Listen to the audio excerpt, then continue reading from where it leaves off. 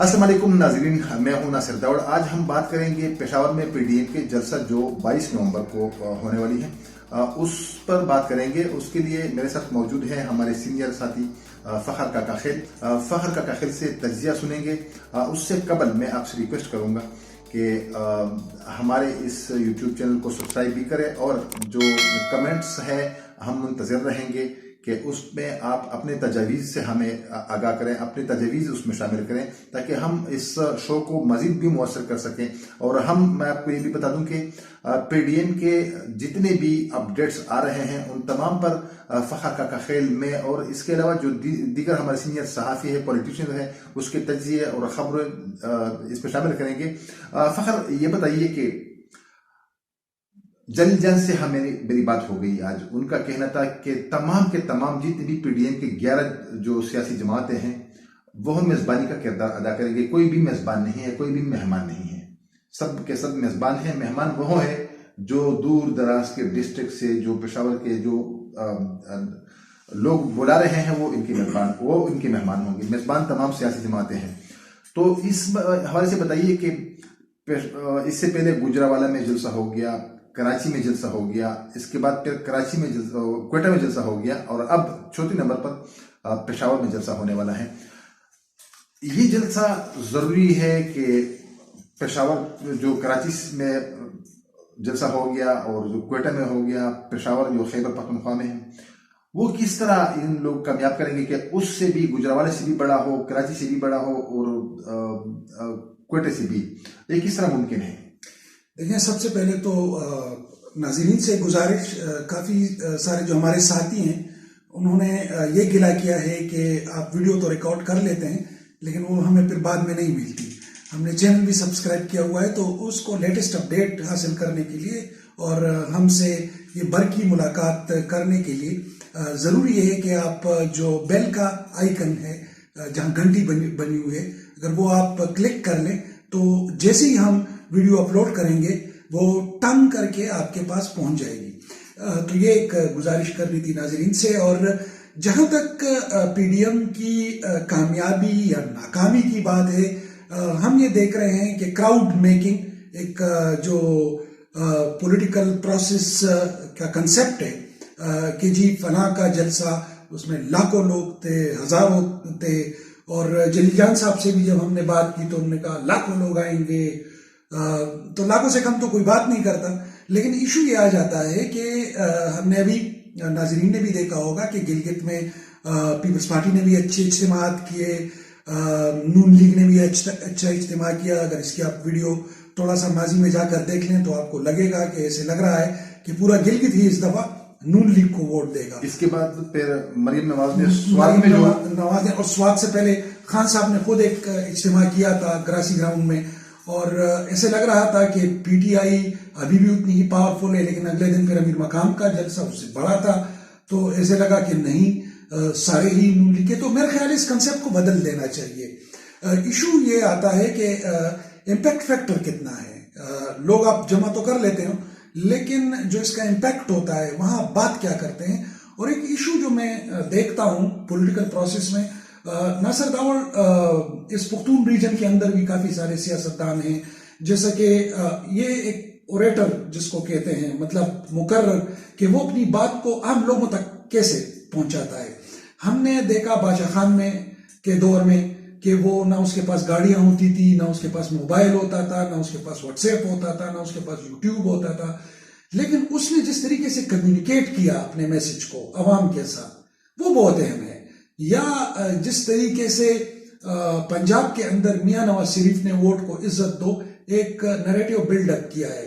आम पंजाब के अंदर आप किसी से भी पूछ लें तो वही कहेगा कि वोट चोरी हो गया है, लेकिन वोट चोरी होने से आपकी जिंदगी में क्या फर्क पड़ता है? वोट तो पहले भी चोरी होते रहे, इस दफा आपको हुकूमत नहीं मिली, इस वजह से आप ये कह रहे हैं कि मेरा वोट चोरी हो गया। इससे पहले आप क्यों ये बात नहीं करते थे? ये वो सवालात हैं जिसका तफसील के साथ जो हमारे पॉलिटिशियन हैं या जो इस पीडीएम के प्लेटफॉर्म से आवाम से मुखातिब होंगे, तो वो सिर्फ क्राउड देखते हैं, गाना बजता है, क्राउड देखते हैं, नारे लगाते हैं और ड्रोन कैमरे का इस्तेमाल करके इसका इम्पैक्ट बताते हैं कि देखिए हमारे जलसे में इतने लोग आए। मैं समझता हूं गुजरांवाला का भी हमने देखा, ہم نے پھر کراچی کا بھی دیکھا, ہم نے پھر کوئٹہ کا بھی دیکھا. اس میں فرق کیا تھا؟ اس میں فرق یہ تھا کہ گجرانوالہ میں میاں صاحب نے فوج کے جو 2 افسران تھے اس کے نام لیے. کراچی میں پھر ہم نے دیکھا کہ انہوں نے نام نہیں لیے, اشاروں سے کام چلانے کی کوشش کی گئی. اور پھر ہم نے کراچی ہوٹل کا واقعہ دیکھا. کوئٹہ میں ہمیں ایسا لگ رہا تھا کہ اب وہ پھر نام لیں گے, اور انہوں نے لیے بھی. اب پشاور سے پہلے انہوں نے سوات میں میاں صاحب نے جو تقریر کی وہ بھی سخت تقریر تھی. لیکن اس دوران ہم یہ دیکھ رہے تھے, اور میڈیا کے ہمارے جتنے بھی جرنلسٹ ساتھی ہیں وہ یہ پریڈکٹ کر رہے تھے کہ پیپلز پارٹی کے ساتھ بات ہو گئی ہے, گلگت بلتستان میں وہ جیت جائیں گے, گلگت میں ان کی حکومت ہوگی, سندھ میں ان کی حکومت ہوگی, تو یار وہ کیوں الیکشن کی طرف جائیں گے.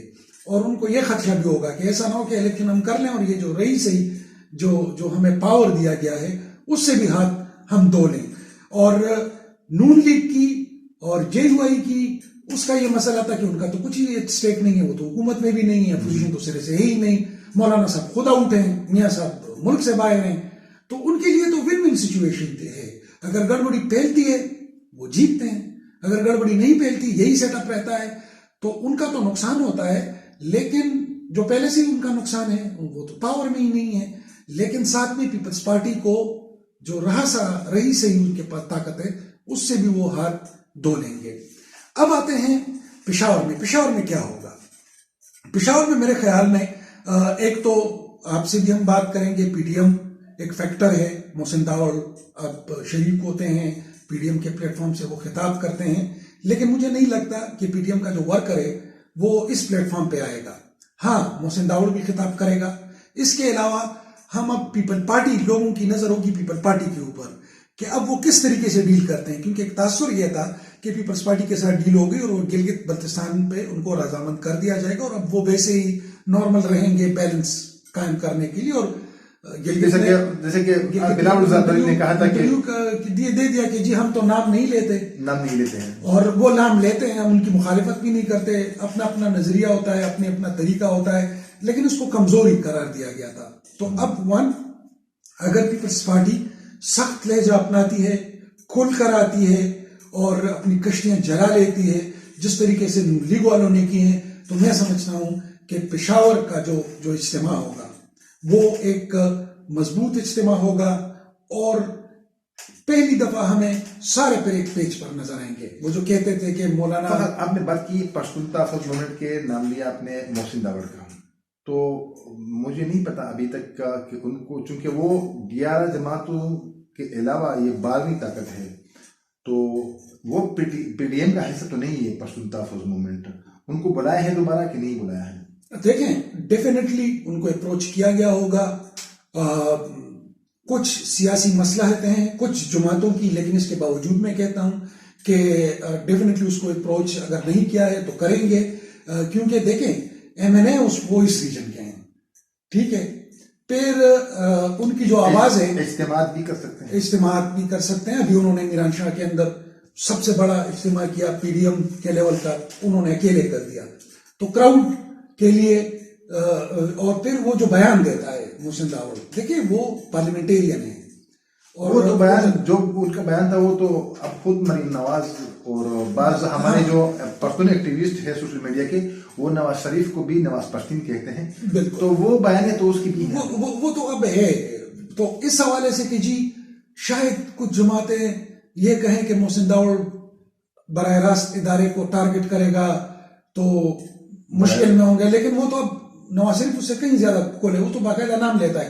محسن داوڑ نے تو ابھی جی او سی کا نام لیا ہے نا میران شاہ میں, اس سے پہلے تو وہ اشاروں کے نائوں سے اور پارلیمانی انداز میں اتنا سخت لہجہ نہیں تھا بالکل جس تک نواز شریف کا ہے. اور ابھی سوات میں ہم نے دیکھا ہے کہ وہ اس سے زیادہ سخت تھا, جو گجرانوالہ میں تھا یا پھر کوئٹہ میں تھا, اس سے کہیں زیادہ. مریم نواز بھی اب میں نے کہا نا کہ اب انٹرسٹنگ ٹوسٹ یہ ہوگی کہ پیپل پارٹی بھی اس لائن میں شامل ہوتی ہے کہ نہیں. 1 2 یہ کہ مرکز کے اوپر کیا دباؤ بڑھتا ہے, اور سب سے اہم کہ اجتماع ہو جاتا ہے, لوگ تتر بتر ہو جاتے ہیں, گھروں کو چلے جاتے ہیں, جو کمیونیکیٹ کرتے ہیں کہ بھئی تمہاری مہنگائی کیوں ہوئی, تمہاری اقتصادی حالت کیوں خراب ہے, کس طریقے سے خراب ہے, لوٹ مار کا سلسلہ کیسے جاری ہے, تم لوگوں کے ساتھ کون سا ہاتھ ہو رہا ہے تم لوگوں کو, اور سب سے اہم چیز میڈیا پر بندشوں کا عوام کے اوپر کیا اثر پڑ رہا ہے. کہ میڈیا ایک اکثریت عوام کی ایسی ہے کچھ حد تک کہ وہ چاہتی ہے کہ میڈیا کے اوپر پابندیاں لگی رہیں, لیکن حقیقتاً میڈیا کی پابندیاں ایکچولی عوام اپنے لیے راستے بند کر رہے ہیں. تو اس میسج کو عوام کو کنورٹ کرنا, مطلب جتنے کراؤڈز ہوئے ہیں, چاہے وہ گجرانوالا کا کراؤڈ تھا, چاہے وہ کراچی کا کراؤڈ تھا, چاہے وہ کوئٹہ کا, اگر ایسا کراؤڈ میڈیا کے لیے نکلنا چاہیے تھا.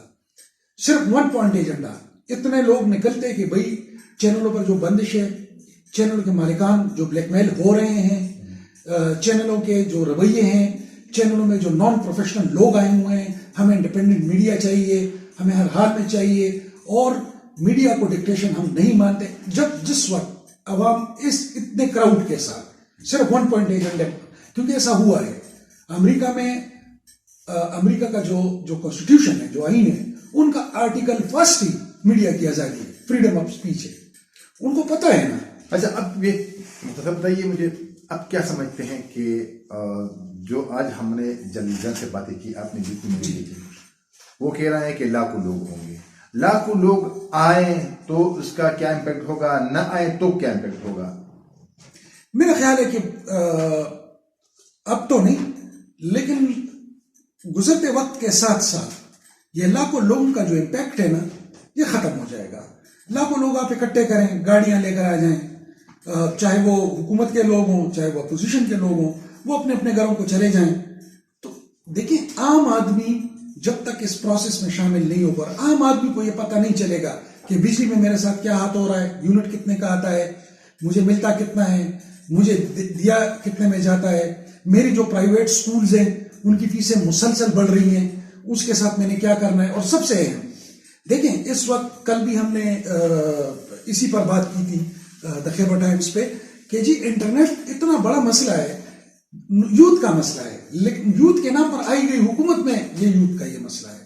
پھر اس کے بعد روزگار آپ نے دینا ہے, ایک ڈیٹا کوئی بھی پالیٹیشین یہ نہیں بتاتا ہمیں, نہ ان کے پاس ڈیٹا ہے کہ جی اتنے لوگ, یہ حکومت جب سے آئی ہے اتنے لوگ, ایگزیکٹ یہ نمبر وہ چاہے 2755 ہیں, 2,82,200 ہیں, جتنے بھی ہیں, کہ جی اتنے لوگ فارغ ہو گئے ہیں. ایسا کوئی ڈیٹا نہیں ہے. آپ یقین مانیں, ہمارے جو پولیٹیشین ہے, میں اسی وجہ سے کہہ رہا ہوں, لاکھوں کراؤڈ, کوئی یہ سوال نہیں کرتا کہ جی 2008 سے آپ کہہ رہے ہو کہ 70,000 پاکستانی دہشت گردی کے خلاف جنگ میں شہید ہو گئے.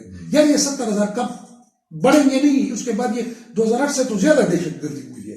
یہ مشرف کے دور سے کہ جی 70,000 پاکستانیوں نے جانوں کا نظر, آج بھی کوئی ڈیٹا ان کے پاس نہیں ہے کہ ایگزیکٹ کتنے لوگ شہید ہوئے ہیں اور کیسے شہید ہوئے ہیں. ایکچوئل جو عوام ہیں وہ, میں نے کہا نا کہ مولانا صاحب کی اپنی فین فالوئنگ ہے, فین مطلب اس دور کے اندر جب تک آپ پالیٹیشین, آپ کسی کی بھی فین ہو سکتے ہیں, 2 لوگوں کے آپ فین نہیں ہو سکتے. ایک صحافی کا آپ کو فین نہیں ہونا چاہیے, کیونکہ صحافی سے آپ سوال کریں گے, صحافی کو آپ کرٹیسائز کریں گے, اس کے اوپر عوامی چیک ہوتا ہے. تو صحافی کا فین میں نہیں مانتا کہ جی میں فلاں صحافی کا فین ہوں. فین تو اندھا فالوئنگ کو کہتے ہیں. شوبز کے اداکاروں کا فین ہو سکتا ہے کہ جی میں فلاں اداکار ہے اس کا فین ہوں, سپورٹس والے کا ہو سکتا ہے کہ جی میں فلاں سپورٹس والے کا فین ہوں, لیکن پولیٹیشین کا فین اس دور میں نے دیکھا. تو فین کا یہ مطلب ہے کہ چاہے وہ اچھا کرے برا کرے, چاہے وہ اپوزیشن کا بندہ ہو, مولانا صاحب ہوں, نیشنل پارٹی کے لیڈرشپ ہو, قومی عوامی پارٹی کے لیڈرشپ ہو, نون لیگ کے لیڈرشپ ہو, پیپل پارٹی کے, وہ فین بن گئے ہیں. تو جب آپ اس کو فین کی طرح دیکھتے ہیں, اندھا اس کے اوپر اعتماد کر لیتے ہیں, تو اس کو آپ کریٹیکل نظر سے کب دیکھیں گے؟ اس کو تو آپ نے اسٹار بنا دیا, وہ تو آپ سے علیحدہ ہو گیا نا, وہ تو پھر عوام کا وہ نہیں ہوا. تو اسے یہ پتہ نہیں ہے کہ جی 20,000 روپے میری تنخواہ ہے, 12,000 روپے میں گھر کا کرایہ دے دوں گا, 4,000 روپے میں بجلی کا بل دے دوں گا, 3,000 میرے 3 بچے ہیں تو 3,000, تو یہ تو 20,000 پورے ہو گئے. تو اچھا 20,000 میں 3 بچوں کو نہیں پال سکتا, یہ بجٹ یہ کس طرح بنتا ہے؟ اور مجھے آپ بتائیں کہ میں کس طرح بنا.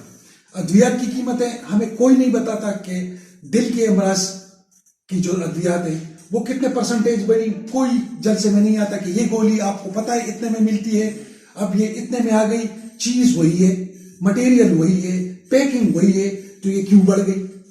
ٹیکس بالکل اسی پر یہ ٹیکس زیادہ کہاں ہے؟ اس پر پھر بات کر لیں گے جو یہ میسج جو میڈیسن کی مہنگائی ہے یا عام مہنگائی ہے، لاکھوں کے اجتماع سے نہیں کچھ نہیں، لاکھوں کے اجتماع ہو نہ ہو، لیکن ایک بات کی ہے ناظرین میں آپ کو بتا دوں آخر میں کہ موجودہ وقت میں حکومت کے لیے کچھ مسئلے بڑے ہیں جو مہنگائی کے ہیں، اور خصوصاً ہم تو کہتے ہیں کہ روٹی مہنگی ہو گئی، ٹماٹر، دال، چینی، گھی، لیکن سب سے جو بڑا مسئلہ ہے، چونکہ میں 2-3 دن پہلے میں گیا ہوں، میڈیسن کا ہے۔ تو اس وقت حکومت کے خلاف جب اجتماعات ہو رہے ہیں تو اس میں 80% وہ ہم مہنگائی کی یا روٹی ٹماٹر والے مہنگائی سے لوگ تنگ آ کر آئیں گے اس جلسے میں، اور یا سب سے زیادہ جو میں دیکھ رہا ہوں کہ اس وقت سب سے جو المیہ ہے اور سب سے پریشان کن صورتحال ہے، چونکہ میرے اوپر کچھ سفید ڈاٹس یہاں پر آئے ہیں جس سے چیک اپ کرنے کے لیے میں ڈاکٹر گیا ہوں، اور اس ڈاکٹر نے مجھے ٹکا لگایا ہے 6,500 روپے کا، تو وہ پہ بھی میں نے برداشت کیا ہے۔ لیکن بہت سارے لوگ ایسے ہیں جس طرح کہ فخر کا کاخیل کہہ رہے ہیں کہ اگر ایک بندے کی 20,000 روپے تنخواہ ہے، جو ہماری ہے اس معاشرے میں زیادہ تر یہی لوگ ہیں 20-30 ہزار روپے والے ہیں، تو اس میں گھر کا کرایہ، بچوں کی فیسیں، 3 وقت کا کھانا، اور ڈاکٹر کی اگر بات آ جائے فخر کا کاخیل، بجلی کا بل، گیس کا بل تو بڑا مسئلہ ہے۔